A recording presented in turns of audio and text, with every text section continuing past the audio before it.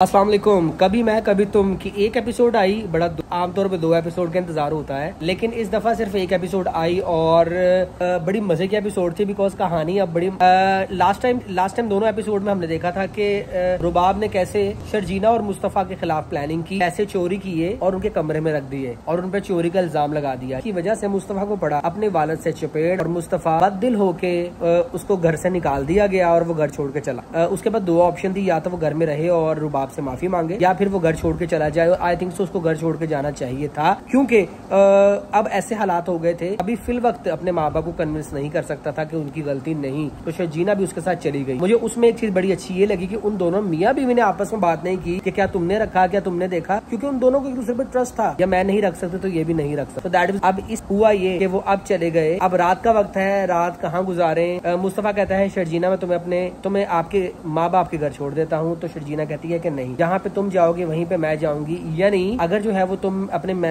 अगर तुम मुझे मेरे माँ बाप के घर छोड़ोगे, तुम भी मेरे साथ उनके घर रहोगे। मैं किस मुंह से तुम्हारे माँ बाप के घर जाऊं। बात भी उसकी बिल्कुल ठीक है, बिकॉज अपने घर से वो चला गया है तो जीना के माँ बाप के घर रहेगा। इस वजह से मुस्तफा ने बहुत अच्छा किया और मुस्तफा ने जो है वो दूसरा ऑप्शन अपनाया कि वो सेल्फ इंडिपेंडेंट होके मुस्तफा ने कहा कि चलो आज रात जो है वो गुजारते हैं और उसके बाद कल देखेंगे कि क्या करना है। तो वो एक होटल में जाते हैं। होटल में बड़ा पूरा इसरार सा होता है और वहाँ पे सारे लोग घूर रहे होते हैं क्योंकि कह रहे हैं कि हमारा निकाह हुआ। खैर वो रात को उस होटल में कयाम करते हैं, ठहरते हैं और वो अपने दोस्त अली से कहता है कि अली तुमने जो उसकी चाबी लेके आओ और वो दिखाओ कि वो कैसा है। जब वो उस फ्लैट में जाते हैं जो किराए के लिए खाली है, रहने की जगह ही नहीं है, वहाँ पे जाले लगे हुए हैं, डेफिनेटली डर गए। तो अब वो वहाँ पे साफ सफाई करके अपने आप को सेटल करने। अब नेक्स्ट वीक 2 एपिसोड आएंगी या 1 आएगी, या मुझे कमेंट सेक्शन में जरूर बताइएगा। And I am enjoying this drama very very much. मुझे ये ड्रामा बहुत ही मजेदार, आपको कैसा लग रहा है ये मुझे कमेंट सेक्शन में जरूर बताइए। उसके अलावा कोर्स की मेंशन करना चाहता हूँ रुबाब और अदील का, जो जिस गाड़ी के लिए रुबाब कहती है कि मैंने उसको मैसेज करके रोक दिया था बिकॉज घर के हालात है, और रुबाब ने कहा कि अदील तुमने